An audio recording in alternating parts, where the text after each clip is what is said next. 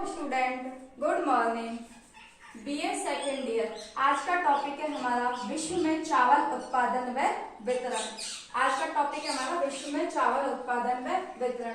तो देखिए, चावल विश्व की मुख्य खाद्यान्न फसल है। विश्व की मुख्य खाद्यान्न फसलों में चावल और गेहूं दो मुख्य फसलें आती हैं, जिनमें हम अध्ययन कर रहे हैं चावल का। चावल एक उष्णकटिबंधीय मानसूनी जलवायु की फसल है। अर्थात चावल कैसी फसल है?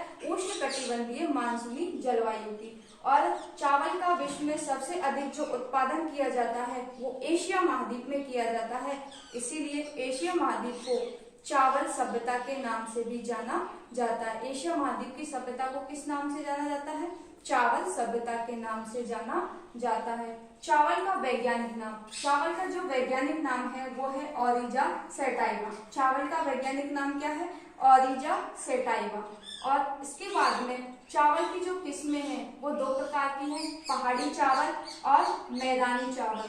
पहाड़ी चावल जो पहाड़ी भागों में सीढ़ी नुमा खेत बना करके जो खेती की जाती है चावल की, उसे हम पहाड़ी चावल के नाम से जानते हैं। यह मुख्य रूप से शुष्क क्षेत्रों में की जाती है, इसीलिए पहाड़ी चावल को शुष्क चावल के नाम से भी जाना जाता है। दूसरा है मैदानी चावल। इस प्रकार की चावल की खेती समतल व उपजाऊ मैदानी भागों में की जाती है, जहां पर जल पर्याप्त मात्रा में उपलब्ध हो पाता है। इसीलिए मैदानी चावल को आर्द्र चावल के नाम से भी जाना जाता है। इस प्रकार से चावल की जो किस्में हैं वो दो प्रकार की हैं, पहाड़ी चावल और मैदानी चावल। पहाड़ी चावल सीढ़ी नुमा ढाल बना करके खेती की जाती है। मैदानी भागों में जो खेती की जाती है उसे हम मैदानी चावल के नाम से जानते हैं। अब हम अध्ययन करेंगे चावल बोने की विधियां, यानी किन किन विधियों के आधार पर हम चावल की बुवाई कर सकते हैं। तो देखिए, चावल बोने की जो विधियां हैं वो दो प्रकार की हैं, बिखेर कर विधि,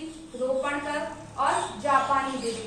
अब इनका अध्ययन करेंगे कि बिखेर कर विधि किस प्रकार से की जाती है, रोपण विधि किस प्रकार से की जाती है और जापानी विधि किस प्रकार से की जाती है। तो देखिए, सबसे पहला है बिखेर कर विधि। तो बिखेर कर विधि के अंतर्गत यहाँ पर हम चावल के फसल को बीजों को फेंक करके, इस विधि का नाम छिटकाकर विधि भी कहते हैं इसे। इसमें चावल के बीजों को फेंक करके, यानी बीजों को हम छिटका करके खेती करते हैं। इस विधि को हम बिखेर कर विधि के नाम से जानते हैं। दूसरी है रोपण कर, अर्थात इस प्रकार की विधि में सबसे पहले चावल की पौध तैयार की जाती है और पौध तैयार करने के बाद में उन पौधों को एक एक कर खेतों में लगाया जाता है। इस प्रकार की विधि को हम रोपण कर विधि के नाम से जानते हैं। तीसरी विधि है जापानी विधि। जापानी विधि में सबसे पहले खेत में मेड़ बनाई जाती है और फिर मेड़ के ऊपरी भागों में चावल की बुवाई की जाती है। कि जो चावल की बुवाई की जाती है वो मेड़ के ऊपरी भागों में की जाती है, यानी पौध को ऊपरी भागों में लगाया जाता है। इस विधि को हम जापानी विधि के नाम से जानते हैं। यह चावल उत्पादन की या चावल बुवाई करने की आधुनिक विधि मानी जाती है। इस प्रकार से ये तीन प्रकार की विधियां हैं चावल बोने की, बिखेर कर, रोप कर और जापानी विधि। फसल, अब चावल की जो फसल है वो तीन किस्मों के रूप में की जाती है, ओश, अमन और बोरो। ओश, अमन, बोरो तीन प्रकार से की जाती है। ये ग्रीष्म काल में भी बुवाई कर सकते हैं इसकी हम, शीत काल में भी कर सकते हैं और शरद काल में। ये तीनों अलग अलग कालों की फसलें हैं, ओश, अमन और बोरो। अब है इन सभी का अध्ययन करने के बाद में चावल बोने के लिए कुछ आवश्यक भौगोलिक दशाओं की आवश्यकता होती है। तो आइए अध्ययन करते हैं कि चावल की बुवाई के लिए कौन कौन सी भौगोलिक दशाओं का होना जरूरी होता है। तो सबसे पहले देखिए तापमान, इनकी चावल की बुवाई करने के लिए कितने तापमान की आवश्यकता होती है। तो देखिए, चावल बुवाई के लिए बोते समय 20 से 21 डिग्री सेल्सियस तापमान की आवश्यकता होती है। कितनी होती है? 20 से 21 डिग्री सेल्सियस तापमान की आवश्यकता बोते समय होती है, और जबकि पकते समय 25 से 26 डिग्री सेल्सियस तापमान की आवश्यकता होती है। क्योंकि चावल एक उष्णकटिबंधीय मानसूनी जलवायु की फसल है, इसे बोने के लिए भी उच्च तापमान की आवश्यकता होती है तथा उच्च वर्षा की भी आवश्यकता होती है। और कटते समय कितना तापमान होना चाहिए? 25 से 26 डिग्री सेल्सियस तापमान की आवश्यकता होती है। अब दूसरा हमारा वर्षा, यानी चावल की फसल के लिए कितनी वर्षा की आवश्यकता होती है। तो चावल के लिए कम से कम 30 से 40 दिन तक तो खेतों में पानी भरा रहना चाहिए, और इसके लिए जो वर्षा की आवश्यकता होती है वो होती है 150 से 200 सेंटीमीटर। इससे वाले क्षेत्रों में सिंचाई की सुविधाओं के माध्यम से हम वहां पर चावल की खेती कर सकते हैं। यानी कि या तो होनी चाहिए 150 से 200 सेंटीमीटर वर्षा, और अगर इससे कम वर्षा है तो वहां पर हम सिंचाई के साधनों के माध्यम से भी चावल की खेती कर सकते हैं। अगला है हमारा धरातल, यानी कि चावल की खेती के लिए किस प्रकार का धरातल होना चाहिए। तो देखिए, चावल की खेती के लिए हमें पर्याप्त जल की आवश्यकता रहती है, तो खेतों में जल भरा रहना चाहिए 30 से 40 दिन तक, लंबे समय तक। तो अगर ऊबड़ खाबड़ क्षेत्र होगा तो वहां पर कहीं तो जल अधिक होगा, कहीं पर जल कम होगा। इसीलिए चावल की खेती के लिए समतल जो मैदानी भाग है, ऐसे भाग उपयुक्त रहते हैं। तो धरातल कैसा होना चाहिए, चावल की खेती के लिए धरातल समतल होना चाहिए, जिससे समान प्रकार से उसमें जल भरा जा सके। तो अगला है मृदा। तो चावल की खेती के लिए किस प्रकार की मृदा उपयुक्त मानी जाती है। तो चावल की खेती के लिए मृदा में दोमट चिकनी मृदा उपयुक्त मानी जाती है, क्योंकि ऐसी मृदा होनी चाहिए जो लंबे समय तक जल अवशोषण की क्षमता रख सके। तो जल अवशोषण की क्षमता अधिक होगी तभी तो जल अधिक दिन तक भरा रह सकता है उसमें। तो मृदा मुख्य रूप से चिकनी दोमट मृदा चावल की खेती के लिए उपयुक्त मानी जाती है। अगला है श्रमिक। तो चावल की खेती के लिए, चावल की पौध को लगाने के लिए, निराई करने के लिए, गुड़ाई करने के लिए, कटाई करने के लिए श्रमिकों की आवश्यकता होती है।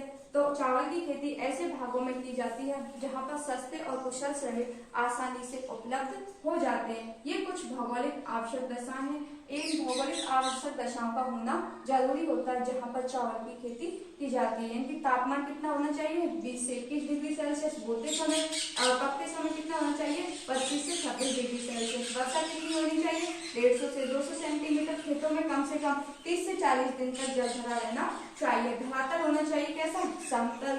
मृदा कैसी होनी चाहिए, चिकनी दोमट। क्यों, क्योंकि इसमें अधिक समय तक जल अवशोषण हो सके। अगली है श्रमिक। उसके पौध लगाने के लिए, निराई करने के लिए, गुड़ाई करने के लिए सस्ते और कुशल श्रमिक आवश्यक माने जाते हैं। तो इस प्रकार से ये कुछ भौगोलिक आवश्यक दशाएं हैं। अब आइए हम अध्ययन करेंगे विश्व में चावल का उत्पादन, यानी कि कौन कौन से देश कितना कितना प्रतिशत चावल का उत्पादन करते हैं।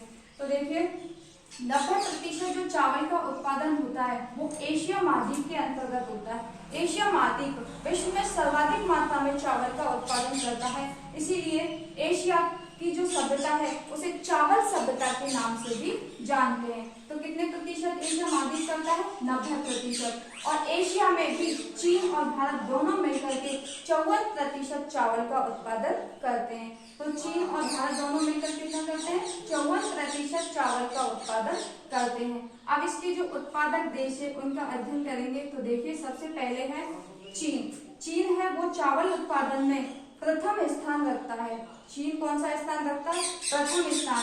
और विश्व में कुल चावल उत्पादन का 21.49% चावल का उत्पादन करता है। तो चीन कितना उत्पादन करता है, 21.49% चावल का उत्पादन करता है।